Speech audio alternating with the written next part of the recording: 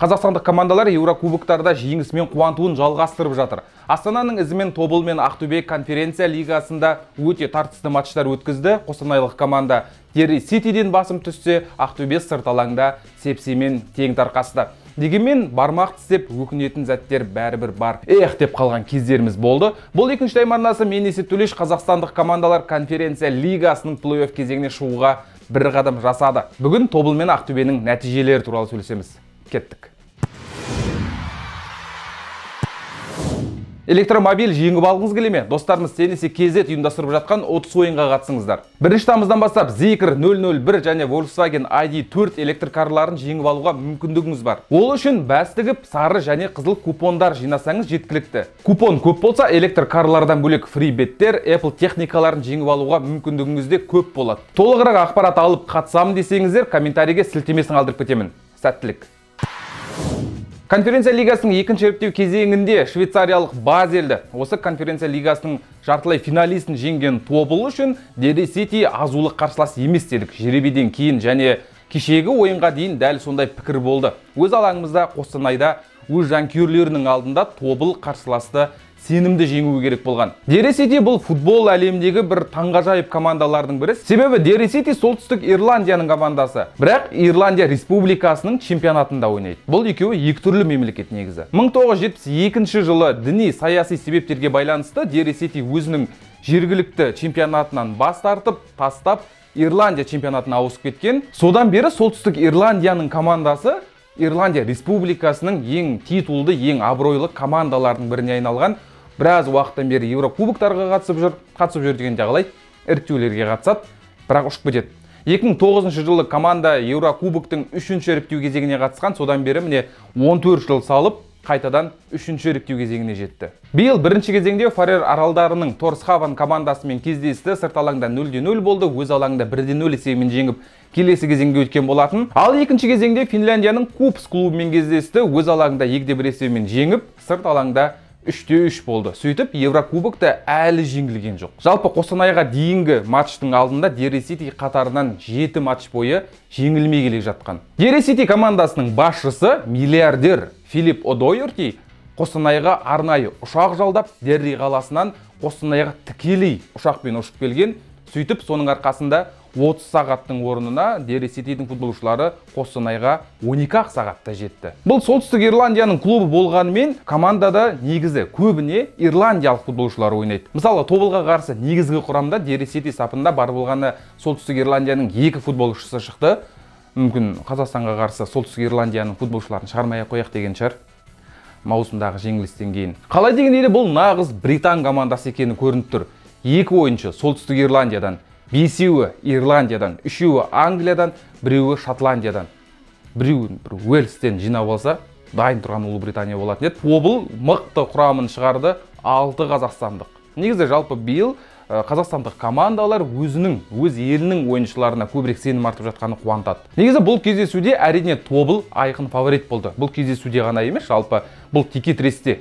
Дерри Сити негізі құрамы жағынан тіпті Хонкадан әлсіздеу. Тек жеребеде жолы болып кеткен команда. Мысалы, Тобылдың бірінші кезеңдегі қарсыласы Хонка жалпы ойыншыларының құны 5 миллион евро тұратын болса, ал Дерри Сити 3,5 миллионнан әрең асады. Қазақстан премьер-лигасында соңғы орында тұрған Ақсудың өзінен қалып тұр. Сондықтан Тобылдан біз тек жеңіс күттік. Жай ғана жеңіс емес, өз алаңында сенімді жеңіс күттік. Бірінші тайм бойы қостанайлық командар көп шабуылдады, бірақ гол соға алған жоқ. Жалпы бұл ойында Тобыл кем дегенде 3-0 есебімен жеңу керек еді. Жалпы 3 мықты шабуылды айтуға болады. 3-еуін.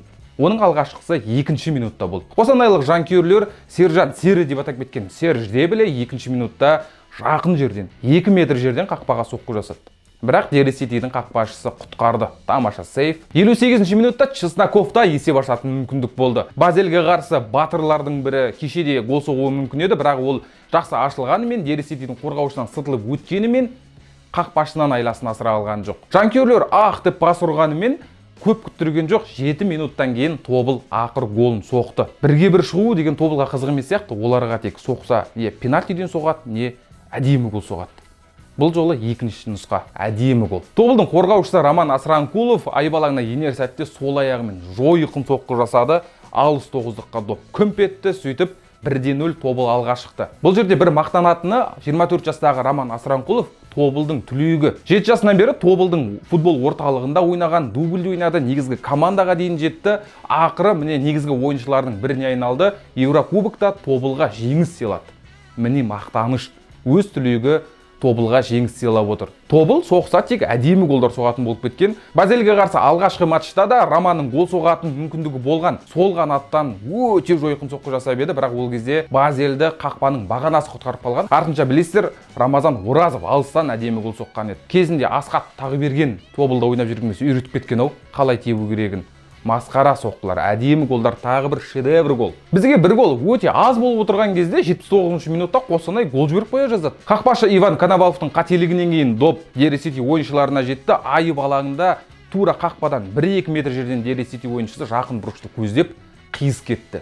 Жолымыз болды бұл жерде. Қалай дегенде де Тобыл ақыры екінші голын соға алған жоқ, дегенмен әйтеуір жеңіс бар. 1-0 Тобыл Дереситиден басым түсті. Солтүстік Ирландияны жеңдік.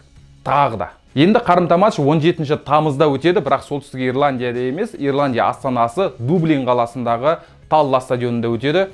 Талғанша ойнайтын матч болады. Негізі Дересити командасының басшылары УЕФАдан қарымта матчты өзіміздің астанада, Солтүстік Ирландияның астанасы Белфаст қаласында қабылдайық деген. Кезінде Қазақстан Солтүстік Ирландияны 1-0 жеңетін ойында дәл сол стадионда өткізген. Негізі сол стадионда қабылдайық деген бір реванш алғысы келген шығар. Бірақ УЕФА тыйым салды. Себебі Дересити Солтүстік Ирландияның атынан емес, Ирландия елінің атынан шығып жатыр. Сондықтан Ирландияда ойнауы керек деді. Сондықтан Дублинде ойнайды қарымта матчта. Тобылға сырт алаңда жеңілмесе жеткілікті. Кез келген тең есеп бізге бола береді. Оның үстіне Дересити өзінің тарихында Еурокубокта бір мәрте ғана камбэк жасап көрген. Бірінші матчта жеңілгеннен кейін, екінші матчта әдетте тағы да жеңіліп қалады, немесе тең түседі, Еурокубоктан ұшып кетеді.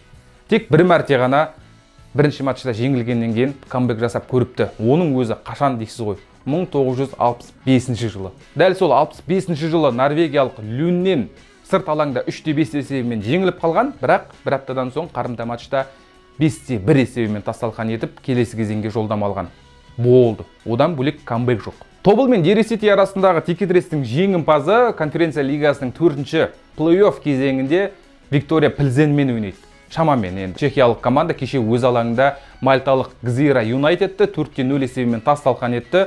Келесі кезеңге шығу мәселесін шешіп тастады деуге болады. Өткен маусымда Чемпиондар лигасының өлім тобында ойнаған Виктория Плзен енді осы жазда Тобылмен ойнап қалуы әбден мүмкін. Ақтөбе сырт алаңда ерлік жасады. Қонақта Румынияның Сепси командасымен тең тарқасып қайтты. Конференция лигасының екінші іріктеу кезеңінде Торпедо Кутаисиға өз алаңында 1-2 есебімен жол бергеннен кейін біраз адам ақтөбеліктерді сынға алған. Бірінші матчта 4-1 есебімен жеңіп келді сырт алаңда. Бірақ қалай өз жанкүйерлерінің алдында жеңіліп қалады деп жатқан еді. Ақтөбе сырт алаңға барды да тағы да тең түсіп келді. Негізі Сепси мен Ақтөбе арасындағы текетіресте көп деген сарапшы румыниялық команда фаворит деп айтқан. Оның үстіне өз алаңында ойнап жатыр. Оның үстіне Еурокубоктағы нәтижесі таңғаларлық, күтпеген нәтиже жасады. Сондықтан негізі көп адам шынымен Ақтөбеге сырт алаңда тіпті тең есеппен қайтудың өзі бір абырой деген. Матчтың басында осылай айтты. Сепси негізі бір жаңа клуб. Тарихы терең емес. Бар болғаны 2011 жылы құрылған, 12 жыл бұрын ғана құрылды. Содан бері жоғарғы дивизионға көтерілді де қазір міне Еурокубоктарда ойнап жүр. Жалпы команданың тарихында Еурокубокта 3 қана жеңіс бар. 3 матчта жеңіп көрген. Оның екеуі биыл конференция лигасының екінші кезеңінде Софиялық ЦСКА мен кездесті. Болгарияның командасымен сырт алаңда 0-2 есебімен жеңді де өз алаңда 4-0 есебімен тасталқан етті. Сондықтан Ақтөбеге де біраз қиын болады деп ойлағанбыз. Оның үстіне құрамын қарасаңыздар да, мысалға Сепсидің жалпы ойыншыларының құны 15 миллион еуродан асады. Ал Ақтөбе өкінішке қарай 10 миллионға да жетпей тұр. Екі клубта негізгі құрамда өз елінің ойыншыларына көбірек сенім артқан. Сепсиде 7 румыниялық шықты, Ақтөбеде 6 қазақстандық шықты. Сепсидің қожайыны да Дересити секілді айтпақшы миллиардер адам, бай адам әйтеуір. Сол Сепсидің футболшыларына Ақтөбені жеңсеңдер 2 есе сыйақы берем деген. Осындай бір керемет мотивация болды. Ақтөбеде сыйақы деген енді болмаған шығар. Олар ел үшін ойнайды, клуб үшін, жанкүйерлер үшін ойнайды. Сепсидің қожайыны тіпті Ақтөбені өз алаңымызда шамамен 2 гол айырмашылығымен жеңіп алсақ, жақсы болатын еді деген еді. Ақтөбе айтпақшы бұл кездесуде қара түсті жейдемен ойнады. Біз аққызылдар деп үйреніп қалған Ақтөбені осындай бір қап-қара түсті жейдемен көрген біртүрлі екен. Себебі Сепсиде негізі аққызылдар екен. Олар да аққызыл түсті киеді, команданың лақабы аты аққызылдар.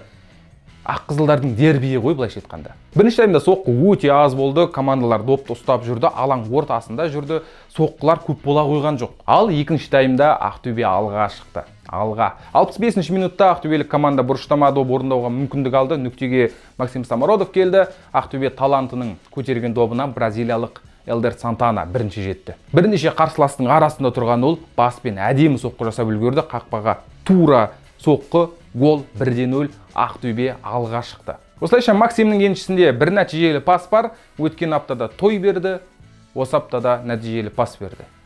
Десем қалай? Жалпы осы Еврокубок маусымында Самородовтың нәтижесі жаман емес. 3 матчта 2 гол соқты, 1 нәтижелі пас берді және 3 кездесуде міндетті түрде бір нәтижелі ойынмен кетеді. Не гол соғады, не нәтижелі пас береді. Тамаша. Артынша Сепси өз жанкүйерлерінің алдында таразы басын теңестіру үшін бар күшін салды. Өз алаңда жеңіліп қалса, Еврокубокпен қоштаса беруге болады деген сөз. Оның үстіне анау екесі сыйақы да күйіп баратыр. Бірақ Сепси біздің тепкеніміздің бәрін Покатилов қайтарып тастай береді екен. Ақтөбенің қорғаушыларына тигізіп кіргізек мүмкін кіріп кетер деген шығар. 89-ші минутта есепті теңестіре алды. Өте өкінішті жері осы. Ақтөбе жеңіп тұрған матчты бере салды. Әу баста Әлібек Қасым допты өз айыбалынан дұрыс шығарған жоқ, оны ортаға емес шетке, тіпті алаңнан шығарып тастап бұрыштама доп болсын, тура қарсыластың аяғына салып берді допты. Бірден жасалған соққы доп Ақтөбе қорғаушысы Гадранидің аяғына тиді де қақпаға күмп етті. Рикошет Покатилов сол қанатқа секіріп бара жатқан доп болса ақырындап оң қанаттағы бұрышқа кіріп кетті. 1-1. Сепсе негізі Ақтөбеге дейін соңғы 9 матчының 8-інде гол жібермеген. Жалпы Еврокубокта да гол жібермей келе жатқан, ЦСКАға қарсы 2 кездесуде де өз қақпасын құрғақ сақтап қалған еді. Дегенмен Ақтөбе сырт алаңда 1 гол соға алды. Ақтөбеге негізі сырт алаңда ойнай беру керек сияқты. Сырт алаңда Торпедо Кутаисиді жеңді, қонақта Сепсимен тең түсті. Өз алаңында енді қауіптірек болуы мүмкін. Өз алаңында жеңе алмай жүр. 2014 жылдан бері Ақтөбе Еврокубокта өз алаңында жеңіп көрмеген. Бұл жерде 13-ші сектордың қолдауы қажет. Торпедоға қарсы қарымта матчта білесіздер, Ақтөбеде 13-ші сектор КФФ мафия, Куленко аут деген секілді жазулармен шыққан болатын, содан кейін тіпті жазалануы мүмкін деген ақпарат болды. Ал Қайратқа қарсы матчта 13-ші сектор матчтың 13-ші минутында алаңнан кетіп қалды, стадионнан кетіп қалды. Себебі 13-ші сектор қазір клубтың басшылығына бірінші кезекте Куленкоға қарсы бір акция өткізіп жатыр. Дегенмен қарымта кездесуде Сепсиге қарсы ойында Ақтөбенің футболшыларына қолдау қажет. Сондықтан 13-ші сектордың жанкүйерлерін, Қазақстандағы ең үздік фан қозғалыстардың бірін Ақтөбе футболшыларына қолдау көрсетуге шақырамын. Ал Ақтөбе мен Сепси арасындағы текетірестің жеңімпазы конференция лигасының плей-офф кезеңінде норвегиялық Бодø/Glimt командасымен күш сынасады. Олар кеше өз алаңында армениялық Пюникті аяған жоқ, 3-0 есебімен жеңіп тастады. Келесі кезеңге шығып қойды дей беруге болатын шығар. Келесі аптада бізді тағы 3 матч күтіп тұр. Қарымта матчтар 17 тамызда өтеді. Үшеуі де Еуропа лигасы аясында Астана қарымта матчын өткізеді. Болгариялық Лудогорец командасына қонаққа барады. Ақтөбе өз алаңында Сепсиді қабылдаса, Тобыл Дерри-Сити командасына қонақтайды. Бүгінге осы. Қазақстандық командалар Еврокубокта осы аптада жеңілген жоқ. Дегенмен барлығы келесі аптада шешіледі. 2 жеңіс, 1 тең ойын бар, бірақ ешқайсысы айқын жеңіс емес. Сондықтан жанкүйері болып, барлық қазақстандық болып, келесі аптада Астана, Тобыл, Ақтөбеге тек сәттілік тілейік. Ал сіздер каналға жазылып қойыңыздар, лайк басыңыздар және Қазақстанның неше командасы Еврокубоктың плей-офф кезегіне шығады. Болжамыңызды жазыңыздар, кешегі матчтар туралы өздеріңіздің ойларыңызды бөлісіңіздер. Сау болыңыздар.